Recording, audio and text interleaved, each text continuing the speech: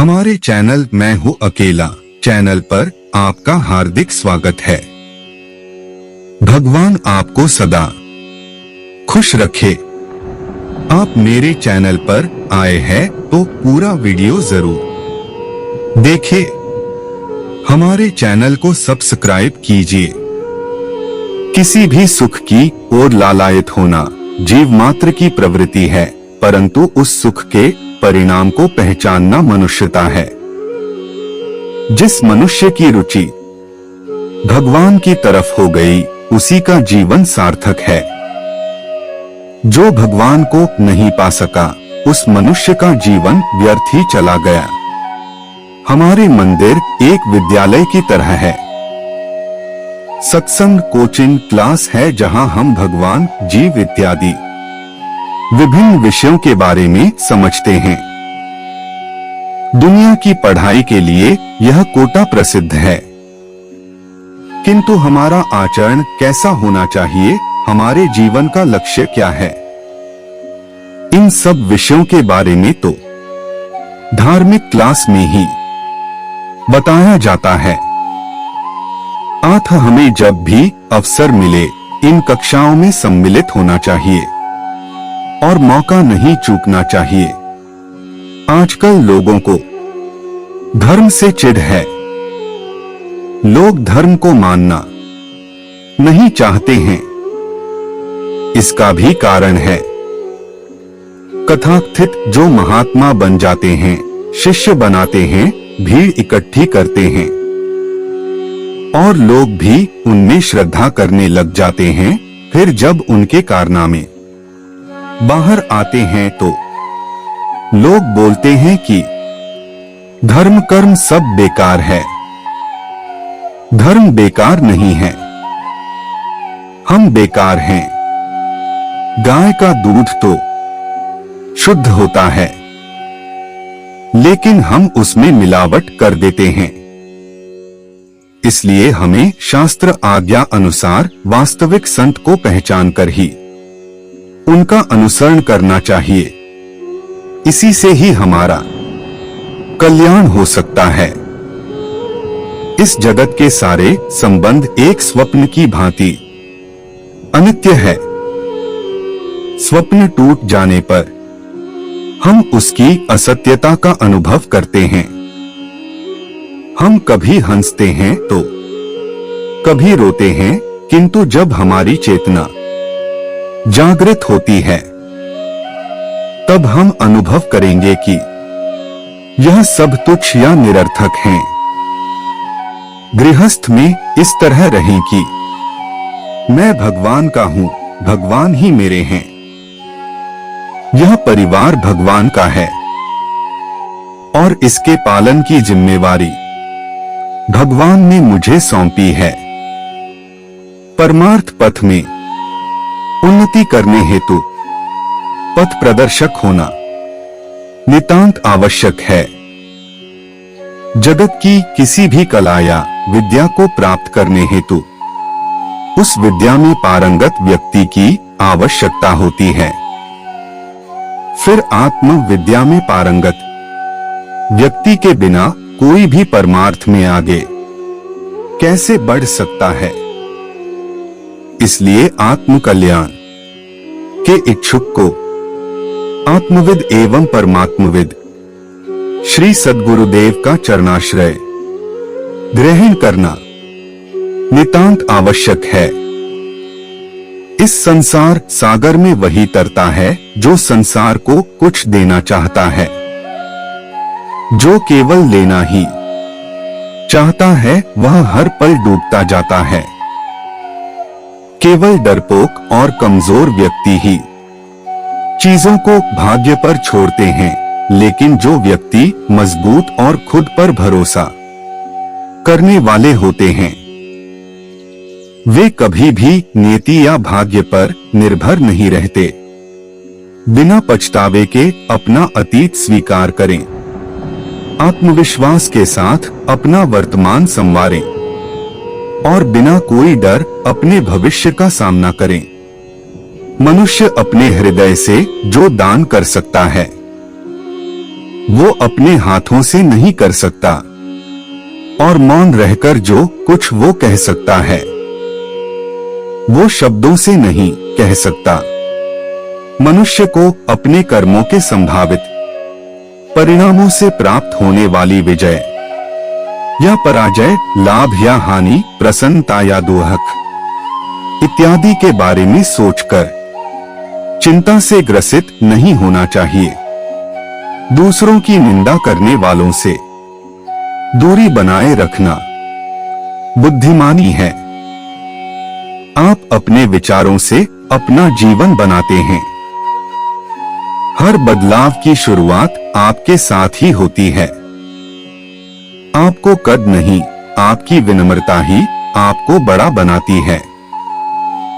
बोलने में समय नहीं लगता, पर उन शब्दों को निभाने में जिंदगी लग जाती है।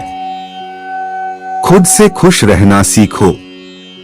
दुखी करने को तो दुनिया ही काफी है। समय अनमोल होता है, इसे व्यर्थ करना मूर्खता है। जिंदगी का दूसरा नाम परिवर्तन है। अब चाहे तो परिवर्तन आप में हो और आपके रिश्ते में हो, आपके काम में हो या संसार में हो, उसे अपनाना सीखो। जो खो चुके उसे भूल जाओ और जो पाना चाहते हो उसे हासिल करने के लिए काम करो। तुमसे नहीं होगा, बस इसी बात को पलटना है। उड़ान हमेशा ऊंची रखो और नजरें हमेशा नीची रखो। हर फैसला अगर हम ही कर लेंगे तो फिर वक्त क्या करेगा। आपके इस्तेमाल किए गए शब्द यह दर्शाते हैं कि आपकी परवरिश कैसे हुई। मजाक उसे कहते हैं जब सुनने वाला और बोलने वाला दोनों हाथ से जिस मजाक में एक हंसी और दूसरे को तकलीफ हो उसे मजाक नहीं कहते। किसी को धोखा देकर अपनी बारी का इंतजार जरूर करना। सफलता प्राप्त करना बड़ी बात नहीं है, पर सफलता को संभाले रखना बड़ी बात है। लोगों को खोने से मत डरो। अगर डरना ही है तो इस बात से डरो कि कहीं लोगों का ध्यान रखते रखते खुद को ना खो दो। कर्म और कृपा ईश्वर के दो हाथ है। बिना कृपा के कर्म किसी का कर्म नहीं और बिना कर्म के कृपा होती नहीं। किसी की इज्जत करने के लिए किसी और की बेइज्जती करना कतई स्वीकार्य नहीं होना चाहिए। उंगली उठाना आसान है, जिम्मेदारी लेना कठिन है। कौआ किसी का धन नहीं चुराता, फिर भी लोगों को वह प्रिय नहीं है। कोयल किसी को धन नहीं देती, फिर भी लोगों को वह प्रिय है। फर्क सिर्फ मीठी बोली है जिससे सब अपने बन जाते हैं। मनुष्य का जीवन केवल उसके कर्मों पर चलता है। जैसे कर्म होता है वैसा उसका जीवन होता है। जो समय बर्बाद करते हैं वह स्वयं को भी बर्बाद करते हैं। समझदार इंसान जब रिश्ते निभाना बंद कर दे तो समझ लो उसके आत्मसम्मान को कोई ना कोई ठेस पहुंची है। जिंदगी में कभी भी अपने किसी हुनर पर घमंड मत करना, क्योंकि पत्थर जब पानी में गिरता है तो अपने ही वजन से डूब जाता है। राधा राधा बोल ये कभी ना छोड़ो, जाप राधा राधा रटते जाओ, कट जाए सब पाप। बहुत प्रकार के देवी देवताओं की उपासना ठीक नहीं है। यद्यपि सभी देवी देवता भगवान के निर्देशन में कार्य करते हैं, किंतु उन्हें स्वतंत्र ईश्वर मानना सही नहीं है। जिस प्रकार एक वृक्ष में एक एक फूल, टहनी, पत्ते को अलग से जल नहीं देना पड़ता। केवल जड़ को सींचने से पूरा वृक्ष लहराता है। उसी प्रकार भगवान कृष्ण की पूजा करने से सभी देवी देवता स्वतः संतुष्ट एवं प्रसन्न हो जाते हैं। कुछ भी असंभव नहीं। कसम के लिए अपने आप को उसके हाथों में सौंप दो। कितने ही पुराण पढ़े जाएं, शास्त्र कंठस्थ हो, प्रवचन सुने जाएं, मन तृप्त नहीं होगा। उन शास्त्रों के अनुसार थोड़े तो भी आचरण करना चाहिए, जिनसे हम जीवन में कुछ भी सीखते हैं।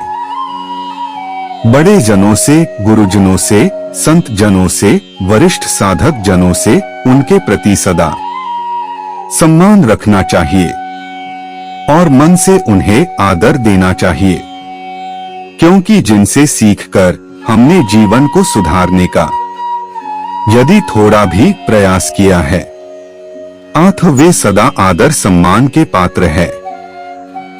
भूल से भी कभी उनके आगे बड़ा बनने का प्रयास नहीं करना चाहिए। उसका परिणाम स्वयं के लिए ही अहितकर होता है। हरि का नाम उन लोगों की भी दवा है जिसका इलाज सांसारिक चिकित्सकों के पास नहीं है। ऐसे नहीं रीझते हैं। संसार में अनेकों लोग कष्टों से जूझते हैं। सभी को लगता है कि इस संसार का सबसे दुर्लभ प्राणी मैं ही हूं, और वे फिर पूजा पाठ का सहारा लेते हैं। परमात्मा पूजा पाठ से इतना नहीं रीझते जितना वे भक्त की भावना से रीझते हैं।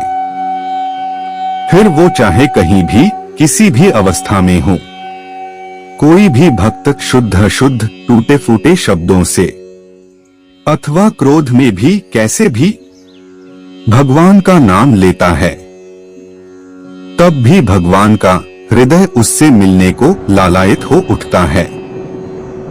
किसी अन्य व्यक्ति के द्वारा किए हुए पाप और स्वयं के द्वारा किए हुए पुण्यों की चर्चा कभी भी किसी के भी आगे नहीं करनी चाहिए। जब भी कोई भक्त भगवान के नाम को गाता है या याद करता है, तो उसी क्षण भगवान उस भक्त के ऋणी हो जाते हैं।